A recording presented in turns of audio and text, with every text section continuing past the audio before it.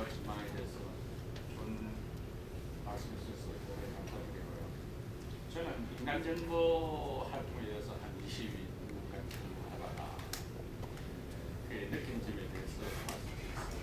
이 정보 활동에 대한 미래 전망에 제가 몇 번 참석을 했는데 이 학회에서 정보 활동의 기능상 분류를 어떻게 하느냐, 정말 인간정보, 영상정보, 신호정보, 통신정보, 기술정보로 구분하는 것이 지금 미국의 그 RCS 개념에서 분류하는데, 지금 오늘 정보 활동을 보니까 대테러하고 테러 문제하고 그 산업 스파이 이런 문제로 하고, 그다음에 분석 체계를 여기에서 정보 활동이 세 군데를 분류해서 설명을 했어요.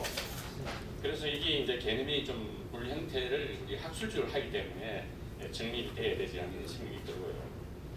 그다음에 한국정보활동상 국가수준연구기관이 있고 부분수준기관이 있습니다. 우리나라에 이제 그 정보조직 개편이 돼가지고 국가수준기관은 국가정보원이고 부분수준기관은 하나의 말씀을 드려서 국방부에 있는 DIA 정보본부, 그다음에 옛날에 정보통신부에 있는 우정부, 그다음에 이제 여러분들이 대검찰 정보문화부 이런 등등이 있습니다. 그것을 어떻게 그 개념 정리를 할 것인가, 아니면 여러분들 잘 아시는 국가정보원법 제3조 2항에 직무부문에 의해서 가공납부죄에 통제하는 게 있어요. 조정 통제하는 거기. 그거를 부분 수준으로 볼 것인가 하는 것이 개념이 정립되어야 된다고 말씀드리고 싶고요. 그 다음에 한국 정보활동을 영토적 개념으로 분류한다면 우리가 인간정보에 대한 수집활동, 그 다음에 이제 방첩활동으로 구분하는데, 저는 옛날에 68년도 미태평양 정보학교 레크레이션, 그러니까 수집 코스를 갔습니다. 근데 우리 한국에는 엔타코스에 대한 사항을 방첩활동이 군은 교육이 없었습니다. 그렇게 한다면 우리 여기에서 그 정보학교에서 정보활동을 나눌 때 수집활동이나 또는 방첩활동이나 좀 구분을 해가지고 해야지 무시하게 정보활동을 다 표현할 수 없다, 이런 상황이고요. 오늘 제가 말씀드린 그 전략정보의 12교수에 대한 분석 판단 기법에 대해서 대테러에 대한 사항을 좀 설명해 줬습니다.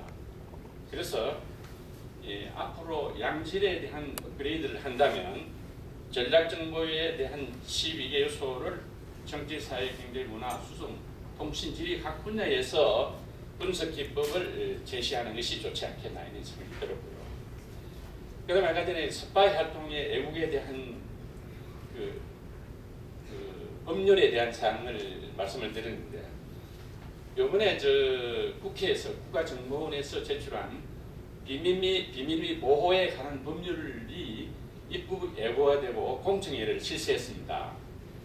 그때 오늘 말씀하신 부분이 이 공청회 때 상당히 반영이 돼가지고 포함됐으면 우리가 말 자체 안 하고 실질적으로 정리될 수 있는 부분이 되어 있는데, 그것을 시행령에 넣느냐 또는 본 법률안에 넣느냐 하는 사항을 좀 심사숙고해서 모색을 방안을 도출했으면 좋겠다에 건의드리고 싶습니다.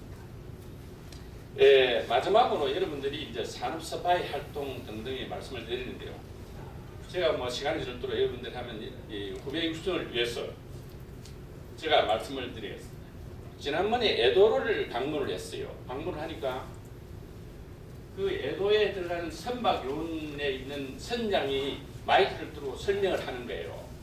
뭐냐면 저쪽에 보는 기지가 U2 기지인데, 저거는 박정희 대통령이 U2 수륙 양용용에 되어 있는 UDD 요원으로 하여금 땅을 파가지고 기름을 저축했는데, 약 전쟁이 일어나면 지속 1개월 가량의 유류를 저장한 저장 창고입니다 하고 사람들에게 소개를 하더라고요.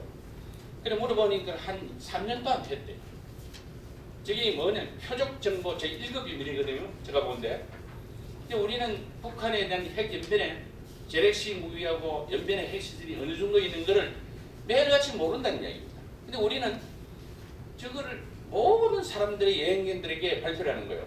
그래서 제가 하도 직업의식에 있어서 가서 물었어요. 왜 이거 하냐니까 동서해안에 철조망이 다 철거되어 있기 때문에 해도 괜찮다고 아무 말 안 한다는 얘기입니다. 그래서 할 수 없이 집에 와가지고 거제도 시장에서 공문을 냈으니까 선주들 닮아가 그런 게 없도록 교육을 시키신다고 공문이 왔어요. 이렇게 가져왔습니다. 그 다음에 한 3개월 후에 제가 다시 갔습니다. 다시 가니까 또 선박 요원들이 계속 하고 있는 거예요. 그래서 거제도에서 가는 공문하고 이런 실태를 분석을 해가지고 국가정보원에다가 제출해야 되는데 주소를 모르기 때문에 111 그 간첩 신고에 전화를 걸었습니다. 그러니까 이거 받아줄 수 있습니까 하니까 우리는 간첩 신고만 받지 보안 차단에 관한 사항은 접수를 안 합니다. 국군보안사령부나 또는 국방부에 제출하십시오.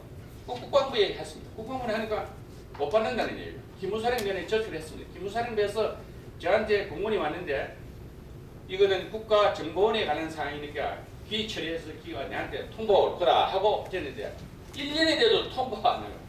그래서 지난번 이게 이게 학술 회의 때 가져와가지고 넘겨주는데 11월 3일 날 국가정보원에서 저한테 공문이 시달려고 왔습니다. 저이 바꾸어 말한다면 그거로 인해서 저는 국가정보원이 비밀 및 보호 정보에 관한 법률안을 제출했습니다. 그와 같이 여기 있는 모든 사람은 하나의 수집 요원이고 정보화 요원입니다. 그리고 끝으로 여러분들이 학회는 아닙니다.